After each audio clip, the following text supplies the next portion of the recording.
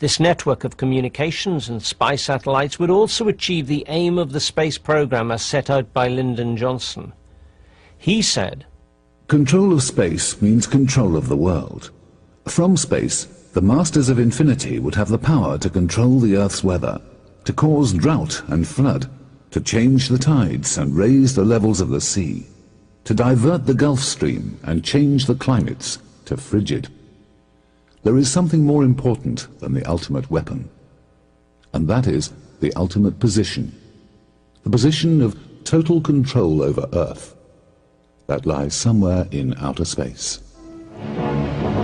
During his visit to Russia, President Nixon signed an agreement with Chairman Kosygin of the USSR to conduct an Earth orbital rendezvous and docking in 1975 between a U.S. and a Russian spacecraft. Engineers from both countries have already begun working out the details of the mission. American astronauts and Soviet cosmonauts trained this year to prepare for a joint space mission in 1975. The two crews will meet and join their spacecraft while in orbit around the Earth. Beyond the rescue capability they will demonstrate, it is hoped the complex project will lead to future international cooperative programs. They have sort of a tacit agreement that we won't blow the whistle on you if you won't blow the whistle on us. Simple. That's what I've often said on radio and television when they say, well, how come the Russians, if they knew that we didn't go to the moon, how come they didn't say anything? Well, it's better that they don't say anything. It's highly likely that only a few individuals were privy to the whole plan. As with the Manhattan Project, which involved hundreds of thousands of people working across America on the development of the United States atomic bomb, only a relatively small group of scientists were aware of the actual agenda behind the work they were doing, and even fewer masterminds were coordinating the whole program.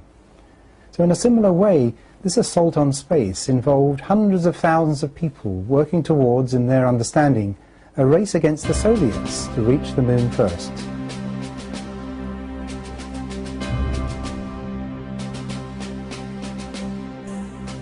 No doubt when it was understood that it was going to be well nigh impossible to do the job safely with the available technology, only relatively few of the core teams would have been completely in on the alternative plan to fake the public record of the Apollo moon landings. This would become the cover for the surrogate program. Even fewer key individuals would have been in on the reasons behind the top-secret scheme to get out into space at all costs.